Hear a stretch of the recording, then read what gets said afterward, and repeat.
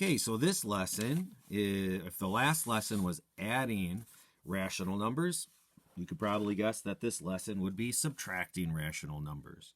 So remember, when we subtract rational numbers, basically, we follow all the rules that we've learned up until now.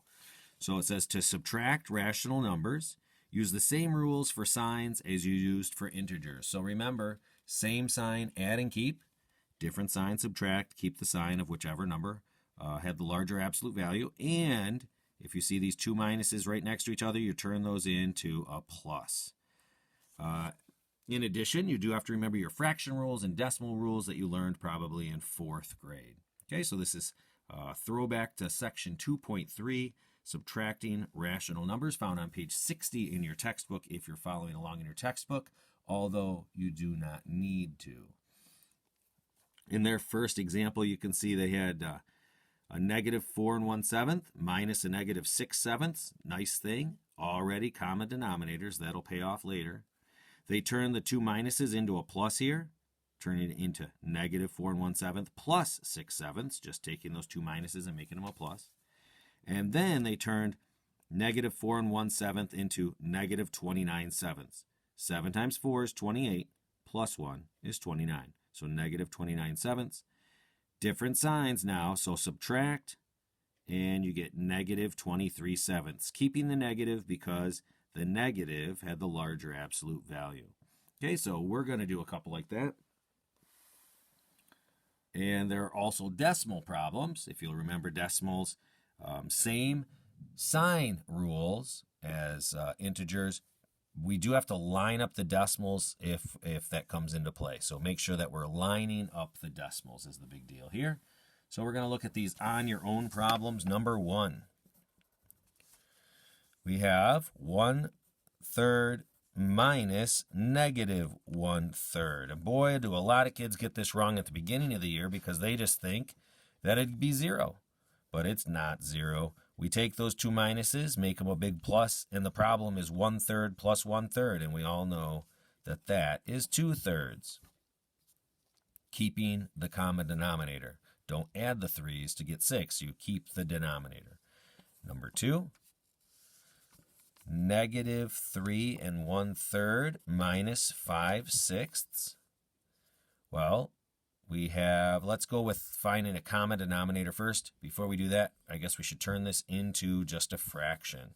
So negative 3 1/3, 3 times 3 is 9, plus 1 is 10. So this would be negative 10 over 3 minus 5/6. So nothing too difficult yet. Now we need a common denominator. 6 works very well, which the nice thing is the 5/6 will stay 5/6. We'd have to multiply the 3 by 2 to get 6, so we multiply the top by 2, and we get negative 20. Okay. Negative 20, negative 5/6. Same sign, so we're going to add these to get negative 25 over 6. We added the numbers 20 and 5 to get 25, and we kept the sign. I got a negative here and a negative here, so I kept it negative. Because their problem started with a mixed number, they probably want us to turn this back into a mixed number. 6 goes into 25 4 times with 1 left over. And of course, it stays negative. Negative 4 1/6.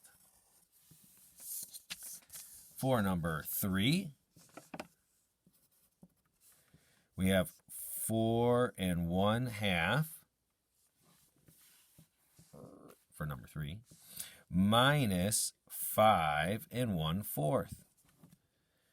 Well, let's turn them into improper fractions. This would be 2 times 4 is 8, plus 1 is 9 over 2, minus 20 plus 1 is 21 over 4. We need a common denominator. 4 will work very well. That's nice because we can keep 21 over 4 just as 21 over 4. And we'll need to make this over 4. To turn 2 into 4, we multiply by 2. To turn 9, then we have, since we multiplied the bottom by 2, we multiply the top by 2, and we get 18. So now, this is a positive, this is a negative. It takes the sign of whatever's in front of it. No sign is implied positive. Different sign, so I subtract the numbers. So I subtract 18 and 21, I get 3. 21 minus 18 is 3. The denominator stays the same, 3/4. But now I look back here, and my positive was 18, and my negative was 21. So this gets to be negative because there were more negatives, or because the negative had the larger absolute value. Number 4. Sliding into decimals now.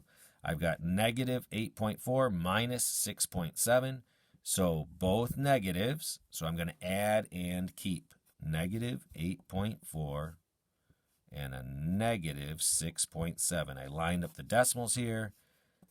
11, bring the decimal down. 8, 6 is 14, plus 1 is 15. Add and keep. Negative 15 and 1/10. For number 5, I have negative 20.5, and this is going to be a plus because I've got a minus and a negative right next to each other. So negative 20.5 plus 20.5. So I have negative 20.5 plus 20.5. Different signs, so I subtract. 5 minus 5 is 0. Bring down the decimal. 0 minus 0 is 0. 2 minus 2 is 0. Hey, this is just 0. Oh, now I remember. We're adding opposites. And whenever we add opposites, we always get 0. So negative 20.5 plus positive 20.5, of course, gives me 0. Number 6, I have 41 hundredths here minus a negative 7 hundredths here. Well, minus a negative is plus, so this is really 0.41 plus 0.07. And we can add those easily enough. 8, 4, bring down the decimal. 0 plus 0 is 0. So 48 hundredths. Excellent. Now that we're all done working out those on your own problems, I'm going to challenge you. Well, first of all, you need to go over and watch journal page 36, which is, remember, all the way back the beginning of the year. So you don't have that journal page anymore, but watch the video for journal page 36, which is lesson 2.3. But I do challenge you to pause the video as I go through them, write the problem down, work it out, and then play the problem and make sure that you worked them out correctly. At least do that to several of the problems, because you do need to make sure that you remember how to subtract rational numbers. Okay, so going and watching the other video now. Awesome. Have a wonderful day.